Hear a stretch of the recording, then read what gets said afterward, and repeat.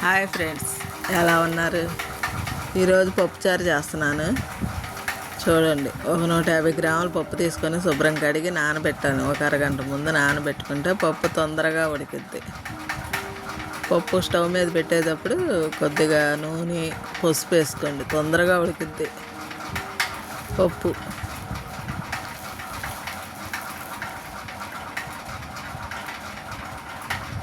పసుపు కూడా వేసేసుకోండి. ఒక స్పూన్ పసుపు వేసుకొని కొద్దిగా సాల్ట్ వేసుకోండి, తొందరగా ఉడికిపోద్ది.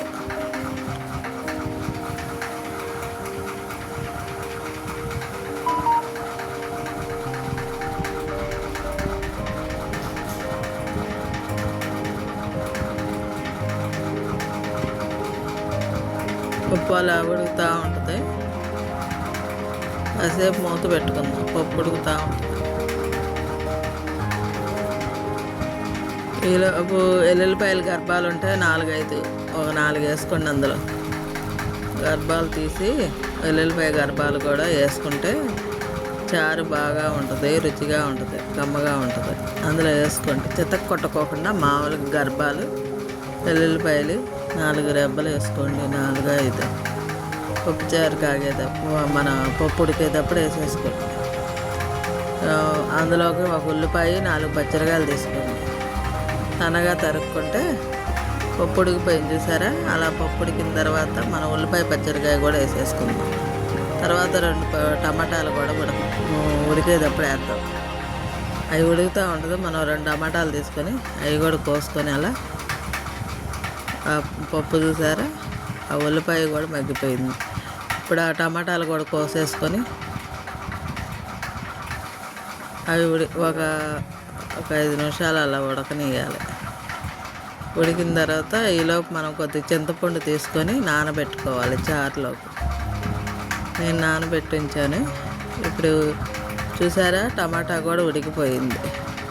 ఇప్పుడు కారం వేసుకొని 2 స్పూన్లు కారం వేసుకోండి. మీకు కారాన్ని బట్టి వేసుకోండి, మీకు ఎంత తింటారో దాన్ని బట్టి. నేను 2 స్పూన్లు వేస్తున్నాను. 2 స్పూన్లు వేసేసి కాసేపు అలా మూత పెట్టేసుకుందాం. పప్పు అంతా ఉడికిపోయిద్ది, చూస్తూ ఉండండి, చూపిస్తాను. మూత పెట్టుకొని ఒక 5 నిమిషాలు, చూసారా? ఇంకొద్దిగా ఉడకాలి. బాగా పేస్ట్ అయిపోద్ది. అన్నీ కూరగాయలు, ఈ టమాటాలు అన్నీ మగ్గిపోతాయి. చూడండి, గంటితో తిప్పుకుంటే చాలు, పేస్ట్ లాగా అయిపోద్ది.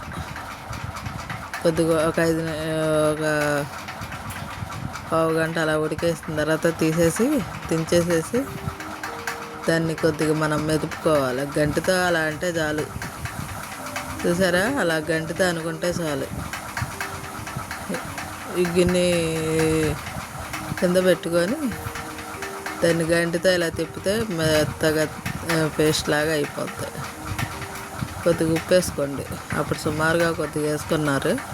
కొద్దిగా మనం సరిపడా ఉప్పు వేసుకొని దాన్ని గంటితో తిప్పేసుకోండి. అలా ఇలా మన పప్పు గుత్తి కూడా అవసరంలా, అలా పేస్ట్ అయిపోద్ది. ఇప్పుడు అలా చేసుకొని చింతపండు గుజ్జు తీసుకుంటా బాగా మెదిపేసేసుకోండి గంటితో.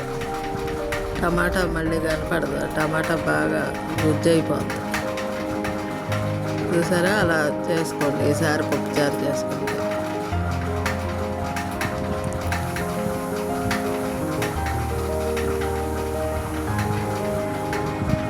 ఇప్పుడు చింతపండు తీసుకున్నాం కదా, ఒక 50 గ్రాములు చింతపండు తీసుకోండి. 150 పప్పుకి. పులుపు కావాలంటే కొద్దిగా ఎక్కువ తీసుకోండి. నేను ఒక 50 గ్రాముల చింతపండు తీసుకొని నానబెట్టుకొని ఈ చింతపండు గుజ్జు తీసుకొని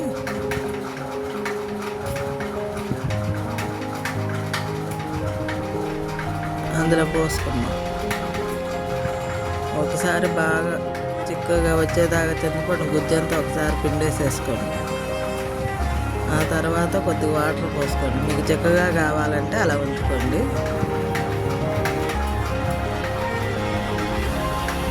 ఒక గ్లాసు నీళ్ళు పోసుకోండి. ఉప్పు, కారం సరిపోయిందో లేదో చూసుకొని ఒక చిన్న గ్లాసు నీళ్ళు పోసుకోండి. మీకు ఎక్కువ కావాలంటే లోటా సగం పోసుకోండి. నేను ఒక గ్లాసున్నర పోసాను.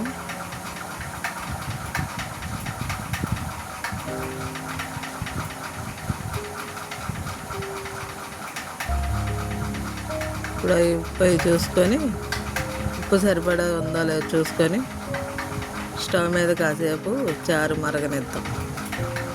స్టవ్ వెలిగించుకొని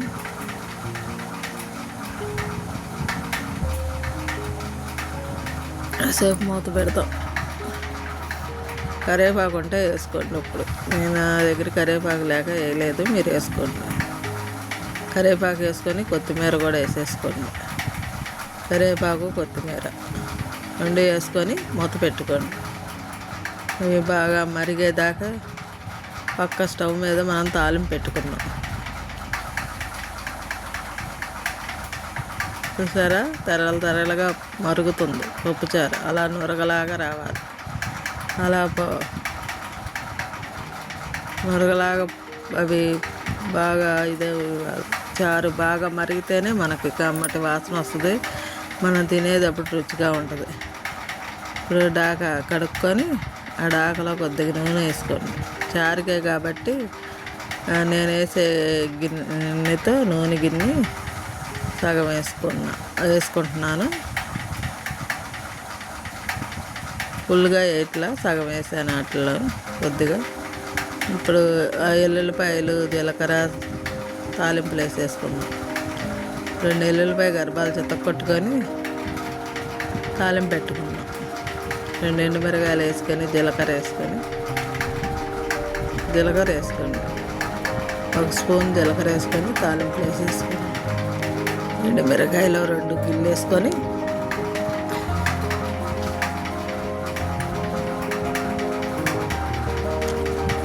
ఈ తాలింపు బాగా వేగాలి.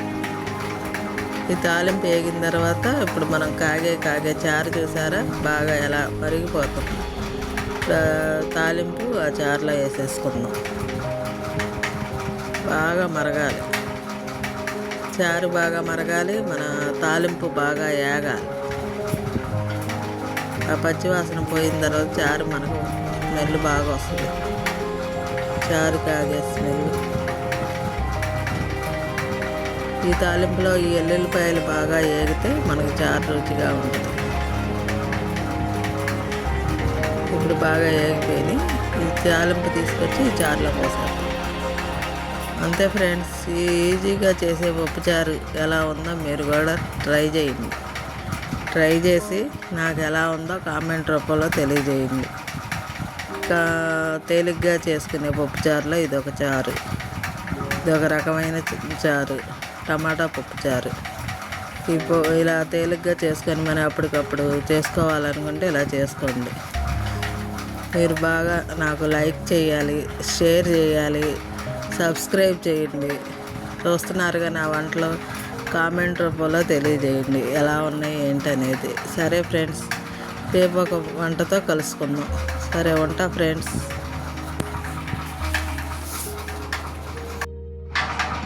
ఇప్పుడు ఆ తాలింపు బాగా ఇదయింది కదా. ఇప్పుడు మనం తాలింపు వేసిన తర్వాత ఒక 5 నిమిషాలు మరగనియండి. మరిగితే ఇంకా బాగుంటుంది. చారు ఎంత మరిగితే అంత కమ్మగా ఉండదు. చూసారా, ఈ గిన్నెలో పోసి చూపిస్తున్నా మీకు, అలాగొస్తుంది. మీరు కూడా అప్పటికప్పుడు పప్పు చారు చేసుకోవాలంటే ఇలా తేలిగ్గా చేసుకోండి ఫ్రెండ్స్. ఉంటా ఫ్రెండ్స్, బాయ్.